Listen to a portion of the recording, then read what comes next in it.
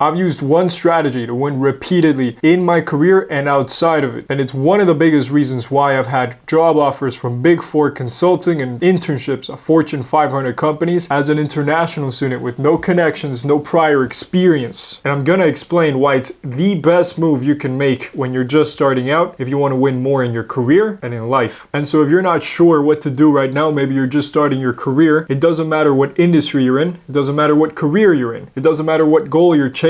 This will help. I talk about sell, scale, improve a lot, but this one, the one I want to talk about today, is one that's very dear to my heart. It's very special, and it's the one that has made me into the man that I am today, which is sell. And I want to talk about that today because the fundamental question that anybody starting their career out today should be asking themselves, and anybody undertaking any endeavor should be asking themselves, is, can I communicate effectively enough to get people on board? And for most people starting out, the answer is sales. Sales builds courage. Now, the examples that I'll give today and what we're going to focus on today is door-to-door knocking, but really any sales job will do the trick. It's just that this is what I personally first had experience with. The hardest thing you can do is knock on a stranger's door when they don't want to talk to you. Every door tests your nerves, every door tests your fears, rejection, awkwardness, all of the above. It's there and it's gonna happen. But you see, what you end up finding out very quickly is that after the first 50, 100, 150 doors, these rejections really start to mean less and less to you. In a very interesting way, you're rewiring your brain to stay calm under pressure, to stop caring about rejection, and to just persevere. The reason I bring this up is that confidence that you're gonna earn from this, it's gonna bleed into every facet of your life, and it's something that once you've attained, I don't think you're gonna lose very easily. This is gonna stick with you for the rest of your life. Later on, maybe you're applying to jobs that are more suited to what you want to do, and when you get into these interview rooms, that same confidence that you got from knocking on 150 doors a day is gonna bleed into your interview room with the hiring manager, with whoever is sitting across from you in that table.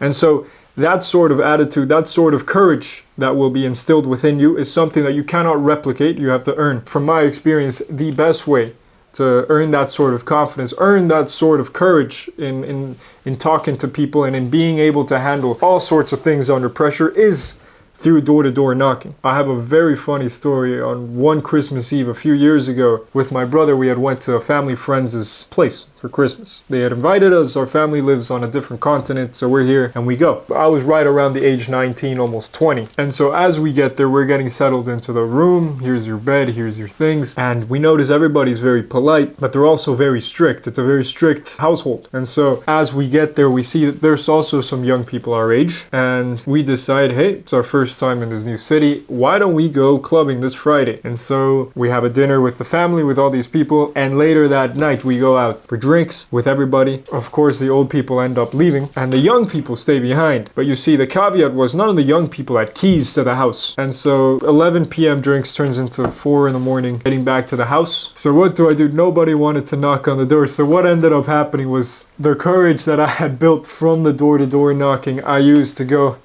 and knock on the door, and in came out the homeowner lady that invited us. She's very angry, disappointed. I don't know what to say, but yeah, so it can even be practical outside of work. The point is, after this, you're never scared to talk to anybody again. You're never scared to have any sort of conversation because you've probably had them, probably had worse. So number 2, it gives you quick feet.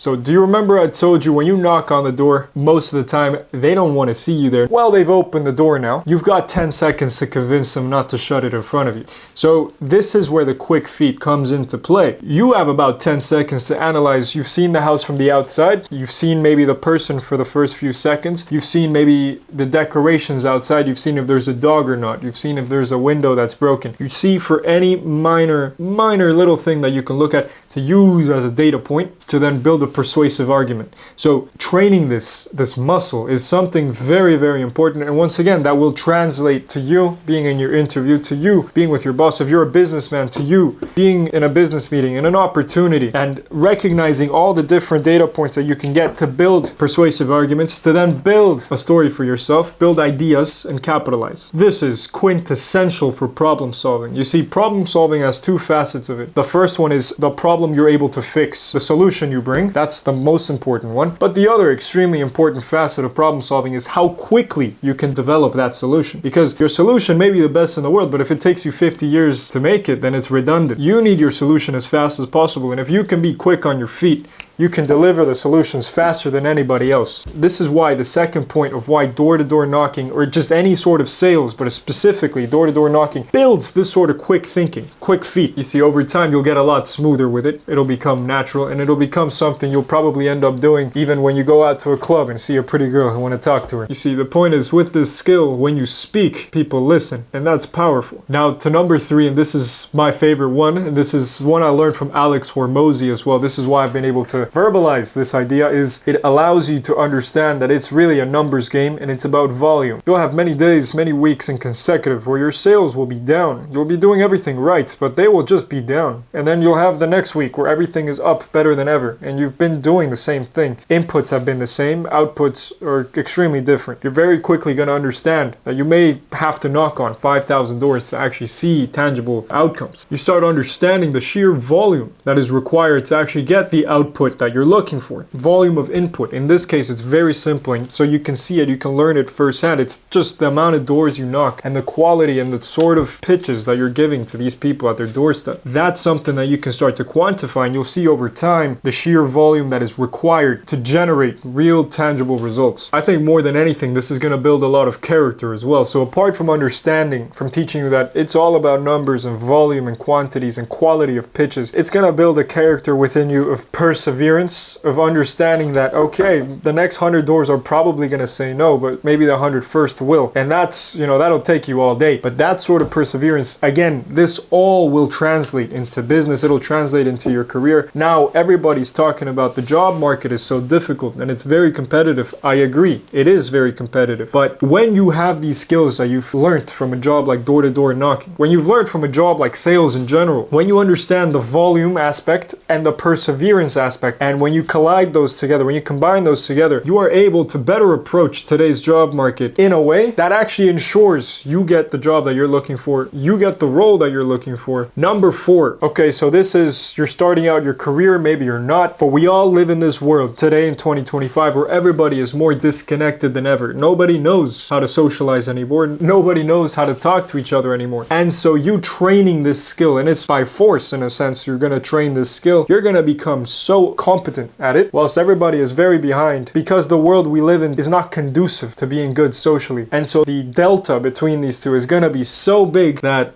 again, you're going to become an ultra competitive person with maybe just 2 months of a sales job. So it'll make you a connector in a very disconnected world in a sense. And this connector ability, this skill that you may learn, it's just going to come from the sheer number of people that you're going to talk to in a field like this. And say a sales role, even if you do a month, 2 months, the number of young people, old people, middle-aged people, rich people, poor people, people from this continent, people from that place, from this country, that country, the amount of people that you'll be associating with, that you'll be trying to connect with, is going to be massive, and it's gonna be an intentional acquisition of this skill, which makes you so competent and so powerful in today's world. Again, and I think if you want to be competitive in today's world, the delta between these two things, between the average person that lives a life non-conducive to social ability, to a person who has trained social ability even for 1 to 2 months in a sales role, the delta is so massive that I think logically it's a very, very smart move to become a lot more competitive. This again will translate to your job interview. This again will translate to your business meeting, to when you're networking. Everybody loves networking nowadays, so when you do that, to when you're talking to a pretty girl at the gym, it all applies, and it's all conducive to allowing you to be a lot more competitive in today's job market, in today's society. So these 4 major points: courage, quick feet, understanding it's a volume game with perseverance, and becoming the connector. These are the points that I see making you a lot more competitive in today's job market, in today's world, in today's society, 2025, and probably for the future as well. It's not about the job. I don't think it's the most prestigious job. I think it's a job that allows you to become the person that you need to become so that you can then reach the more prestigious roles, the more prestigious business opportunities, whatever you're trying to do. I think this is a good stepping stone for anybody starting out in their career. And I think the 4 major things that I've mentioned, if you can learn them in any other way, then learn them. The main thing is learning those 4 skills. Now, you don't per se have to do door-to-door knocking. You don't have to per se do sales. It's just that this certain role, this certain job happens to build these 4 skills for you. And again, this is just from my experience, how I was able to land certain job offers from Fortune 500s, consulting offers from Big 4 at the age of 20 with no experience, with no connections. Now, if you got any value out of this video, then make sure to hit the like button and subscribe and share this video with friends who would find it useful.